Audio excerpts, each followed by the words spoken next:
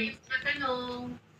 Kung may mga suggestion po kayo, open naman po kami kasi alam naman natin ang batas hindi wala namang perfect law.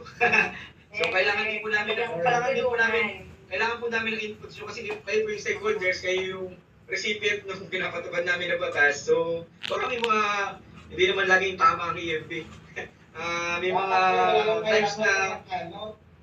times na kailangan namin yung suggestion po, recommendation ng stakeholder. Kaya pag, di ba, kapag nagkakarap kami ng batas, may consultation. Kasi kailangan po namin yung mga inputs nyo dyan.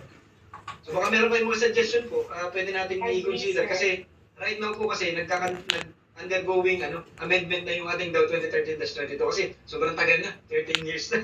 Oo nga, sir Matagal Wala na pa kasi EMP yan. Mayroon na po bang target date, sir, kung kailan siya magiging effective? Ayun ma'am, ano pa siya parang we are collating pa yung